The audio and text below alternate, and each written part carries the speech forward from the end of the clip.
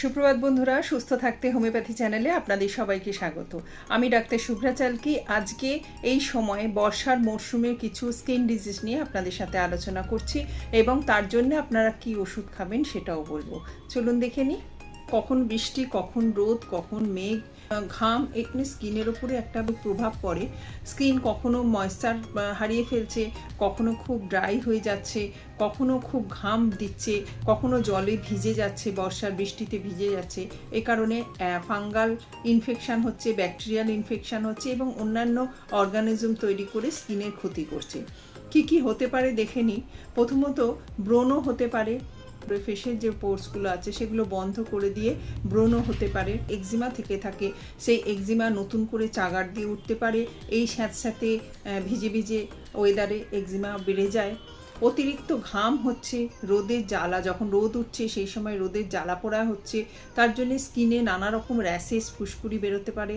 বর্ষাকালে ফলিকুলাইটিসের প্রবণতা বেড়ে যায়। আর্দ্রতা এবং ঘামের কারণে লোমকূপে একটা ইনফেকশন তৈরি হয়, ছোট ছোট দানা তৈরি হয়, সেখানে পুঁজ হয়, সেটাতে জ্বালা পোড়া ভাব থাকে। স্ক্যাবিস হতে পারে, স্ক্যাবিস খুব দ্রুত এই সময় ছড়ায়। সংক্রামক রোগ এটা, বর্ষাকালে খুব বেড়ে যায় এর প্রভাব। এছাড়া বিভিন্ন রকম অ্যালার্জি হতে পারে।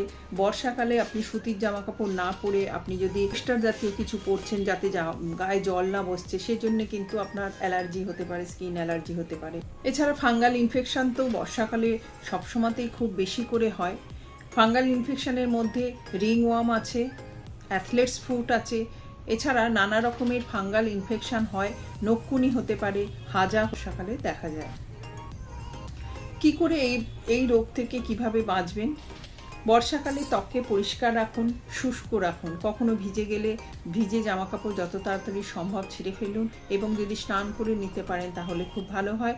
এবং শুকনো সুতির জামাকাপড় পরুন, ঢিলে ঢালা সুতির জামাকাপড় পরুন। প্রচুর জল খান, বাইরে তেল মশলা ভাজাভুজি জিনিসপত্র একটু কমই খান। এছাড়া একটা ওষুধের কথা বলছি, ওষুধ দেখাচ্ছি যেটা ফাঙ্গাল ইনফেকশন হলে আপনারা ব্যবহার করতে পারেন। দেখে নিয়ে চলুন। অ্যাডেলের একটা অ্যান্টি ফাঙ্গাল ড্রপ। আপনার স্কিনে যদি ফাঙ্গাল ইনফেকশান হয় অথবা আপনার মাথায় যদি স্ক্যাল্পে যদি ফাঙ্গাল ইনফেকশান হয় অথবা যদি আপনার নেলসে নখকুনি যে ইত্যাদি যেগুলো ফাঙ্গাল ইনফেকশানের জন্য হয়, ভালো কাজ করে।